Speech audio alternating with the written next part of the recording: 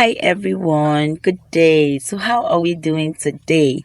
Hope we are doing good and we are doing fine. All right, so today we are going to be talking about 8 tips to become financially independent. Are you a business owner or a company owner and you're struggling to become financially independent? Alright, so this video today is going to help you and teach you ways to become financially independent. Please, if you have not subscribed to my YouTube channel yet and you have not liked, please like and subscribe, and also click on that ring button below so that once I post new videos about businesses and other videos, you'll be able to be alerted or reminded, or you get a notification of my videos. All right, so before we go on this video today, or before we go on these tips today, 7 tips of becoming financially independent, we are going to go on a short break, and once we return, I promise you, after this video you will become financially independent. All right, so my name remains Mary Mofu Agada, and I will be your host for today. Don't scroll.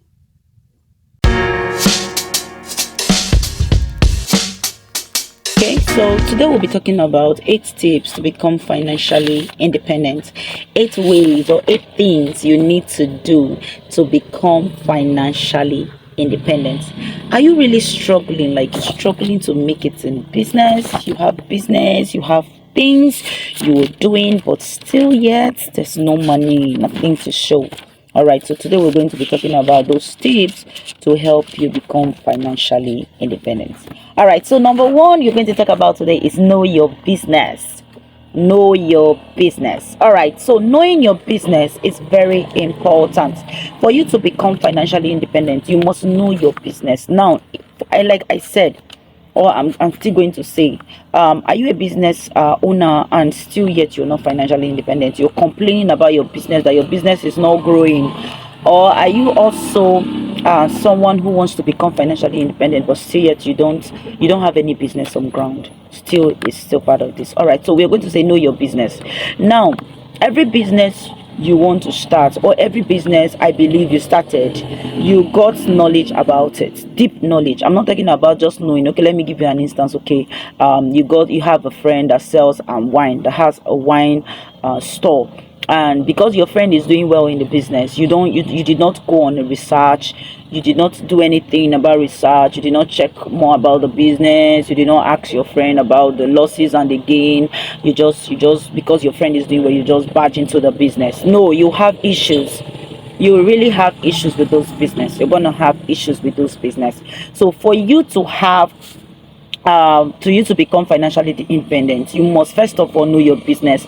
Now, that business you want to start, you must make a research about that business, know more about that business before you go into it. So number 2 we are going to talk is reduce your debt. Now, once you start that business, you know the business you're going into and you have started it, you must reduce your debt. Now, every goods you are taking into that premises or into that shop or that company, you must make sure, even if you're going for debt, you must make sure your debt is something you can pay easily. Some persons will start up with a business of 100,000 naira, and once they want to get more goods, and the money they have been able to raise is 50,000, they go ahead to get goods of 300 or 400,000 naira, and they pay only 50,000 naira. Now your debt is higher than even the goods in your shop, and you're getting more goods and you're not sure of the sales. So what I would advise you to do, anytime you're going on credit, you must be very careful of the credit you get. So number 3 we are going to look at is live below your means. Okay, like living below your means is still working hand in hand with the debt. All right, so living below your means is, okay, let me give you an example of living below your means. Now, you have a business you're running of 100,000 naira, and your sales is not that much, not that encouraging, though you're selling, but it's not that speedy. And you go ahead to go and take a loan of 100,000 or 1 million naira, you know you will be stuck. You know you will be stuck. You know that you cannot make it. Okay, let me bring it to another way of life. All right, you're a business owner, you are making it in your business, you are selling, but you want to live big. You don't want to start small. Okay, let me give you an instance. You started a business with 100,000, and after 2 months you got 200,000, and you go ahead to get or you started a business with 1 million naira, and in 2 years or in 2 months you got 2 million naira, and all of a sudden you took 150 from that money to be able to go and get a car.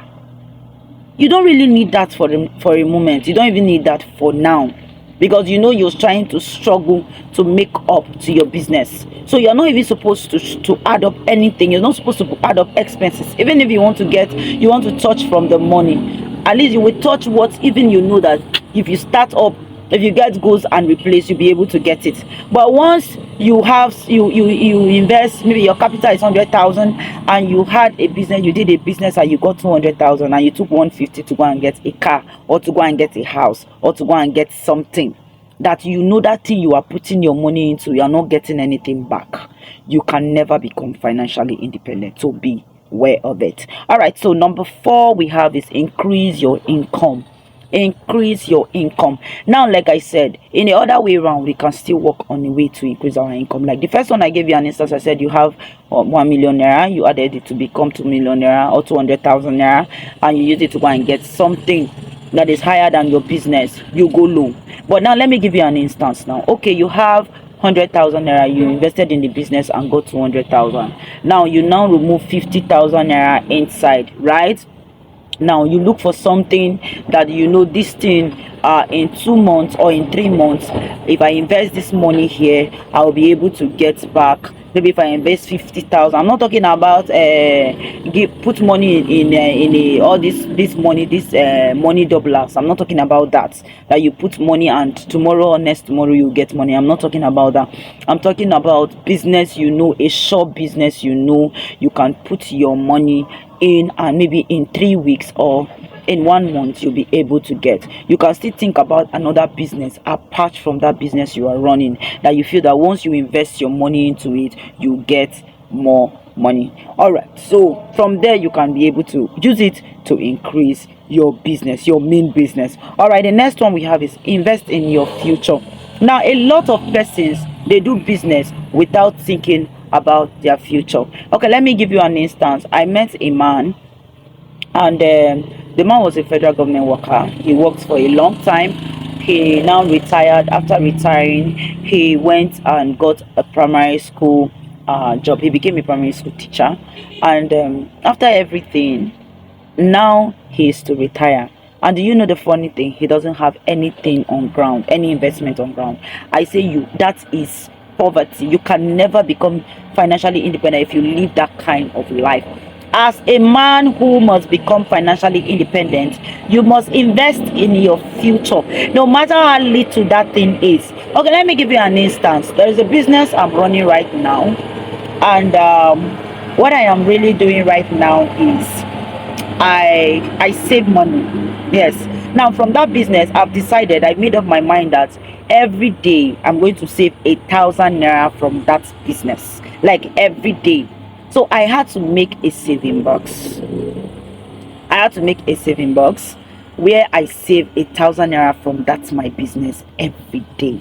So if you must become financially successful, you must have a savings. You must have where you keep your money for future purposes. All right, so the next one we have is monitor your credit scale.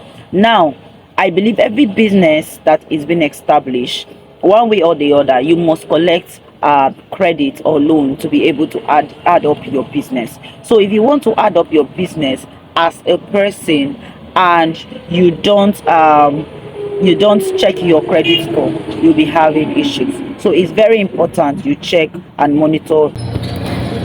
So it's very important for you to study and monitor your credit scheme or your credit record book. So you must have a credit record book where you put all your information, your business information.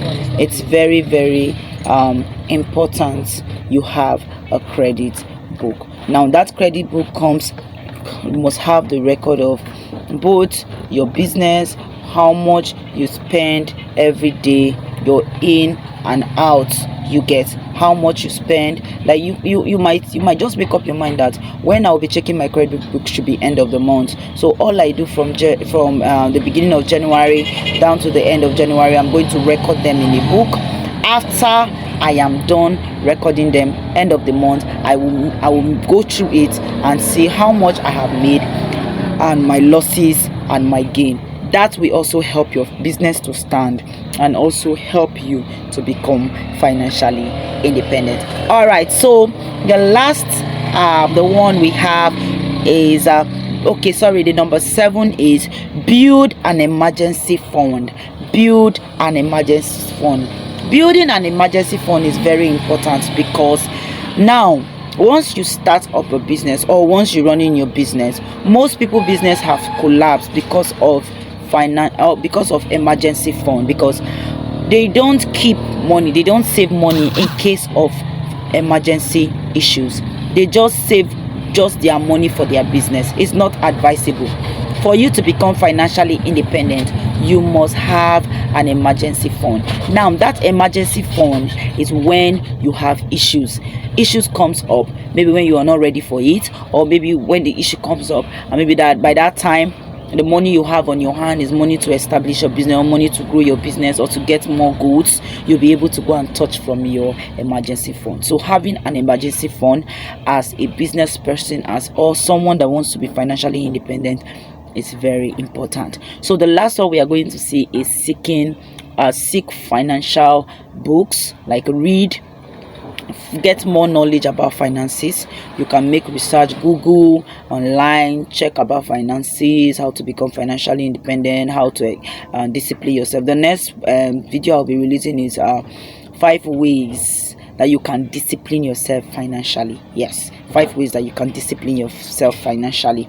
All right, so you have to read books, get financial books that talks about how to become financially stable.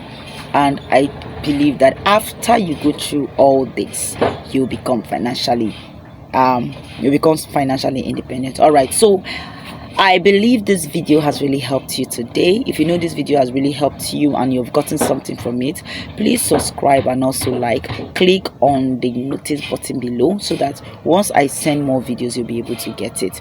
All right, so this is where we're going to end for today's video. More videos are coming up. So my name remains Mary Mofu Agada, and I will always be your host. Bye.